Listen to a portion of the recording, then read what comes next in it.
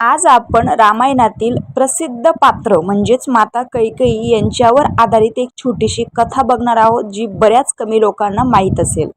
एकदा कैकेयी सख्यांबरोबर उपवनात वनविहाराला गेली असता तिथेच नदीकाठी ध्यानस्थ बसलेल्या ऋषींच्या तोंडाला तिने काळा रंग लावला.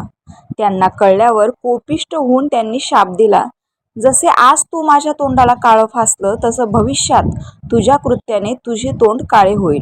सर्वांच्या निंदेस व उपहासास पात्र होशील. कैकेयी दुःखी होऊन महालात परतली आणि तिचा सर्व अवखळपणास लुप्त झाला. कैकेयी आता 16 वर्षाची सुंदर तरुणी झाली. तिच्या विवाहासाठी वर संशोधनाचा विचार सुरू असतानाच केकया देशाच्या समृद्धीबद्दलचा वार्ता जगभर पसरल्या होत्या. हे ऐकून राक्षसराज लंकाधिपती रावण केकय देशावर चालून येत असल्याची बातमी गुप्तहेराने आणली.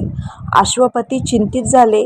महाबलाढ्य मायावी युद्धात प्रवीण, विपुल शस्त्रे व अगणित राक्षस सैन्य असलेल्या रावणाशी टिकाव लागू शकणार नाही. राक्षसाला हरवणारे दोनच वीर आहेत, एक इंद्रजित पुत्र वाली व दुसरा सहस्रार्जुन. वालीने रावणाचा पराभव केला होता, त्यामुळे रावणाने वालीशी मैत्रीपूर्ण संबंध जोडले होते. त्या आणि दुसरा सहस्रार्जुन. तो क्रूर असल्यामुळे त्याला मदतीचे बोलावणे म्हणजे स्वतःच्या पायावर कुऱ्हाड मानून घेण्यासारखे होते. अखेर अयोध्या सम्राट दशरथ राजा रावणाशी मुकाबला करू शकेल असे वाटून मदतीसाठी दूत पाठवून त्यांना पाचारण केले. केकय देशावर आक्रमण करण्यास पुष्पक विमानाने रावण येत असता वाटेतील सरोवरात सुंदर ललना विहार करीत असलेल्या दिसल्यावर त्याने आपले विमान खाली उतरवले. ते सरोवर सहस्रार्जुनाचे होते. रावणाने केलेली कुरापत त्याला चांगलीच भोवली. सहस्रार्जुनाने त्याचा पराभव केल्याने त्याला लंकेला परत फिरावे लागले आणि कैकेय देशावरचे संकट टळले. दशरथ राजाच्या मदतीची आवश्यकता नाही म्हणून अश्वपतींनी दुसरा दूत पाठवला. केकया देशात अश्वांची स्पर्धा आयोजित करण्याची प्रथा पूर्वापार चालत असे.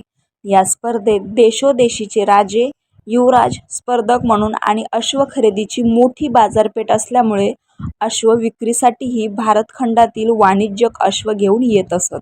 या वर्षी चक्रवर्ती सम्राट दशरथ राजा अश्व स्पर्धेत भाग घेण्यासाठी आणि उमदे घोडे खरेदी करण्यासाठी अश्व परीक्षा तज्ज्ञ व उत्तम सारथी सुमंतसह कैकेय देशात आले. अश्वपतींनी त्यांचे यथोचित स्वागत करून त्यांच्या राहण्याची उत्तम व्यवस्था केली. दुसऱ्या दिवशी अश्वपतींना राजा म्हणाले, आम्ही आपले अश्व पाहू इच्छितो.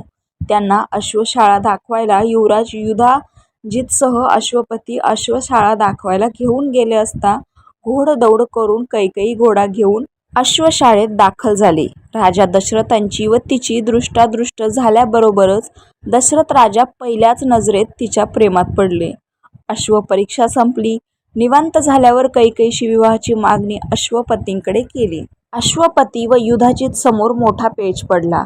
दशरथ राजा वयाने बरेच मोठे, शिवाय आधीच्या 2 राण्याही असताना आपली सुकुमार कन्या कशी द्यावी ते चक्रवर्ती सम्राट व बलाढ्य सेनायुक्त असल्यामुळे नकारही देऊ शकत नव्हते. त्यांनी तिचे हरण केले तर आपण त्यांच्याशी मुकाबला करू शकणार नाही. हा विचार करून युवराजांनी कैकेयीला विचारून उद्यापर्यंत कळवतो म्हणून वेळ मारून नेली. रात्री उशिरापर्यंत मंथरा, युधाजित व अश्वपतींनी विचारविमर्श करून ठरवले की कैकेयीला होणाऱ्या पुत्राचाच राज्याभिषेक व्हावा असे वचन दशरथ राजांना मागावे. ते ही अट कधीच मान्य करणार नाही आणि केलीच तर एक वय सोडले तर सूर्यवंशासारख्या महान कुल व बलाढ्य सम्राटाची महाराणी होईल. हे आपल्याला भविष्यात हितकारकच ठरेल. दशरथ राजाने वचन दिल्यावर कैकेयीच्या विवाहाची तयारी सुरू झाली. ही आनंद वार्ता कैकेय नगरीत वाऱ्यासारखी पसरली. अयोध्येतून कुणी येणार नव्हते. महामंत्री सुमंत सोबत असलेली शिबंदी एवढेच राजाकडे होते. राजांना जायची घाई असल्यामुळे अश्वस्पर्धा व खरेदीसाठी आलेल्या देशोदेशीच्या राजांना आमंत्रित केले.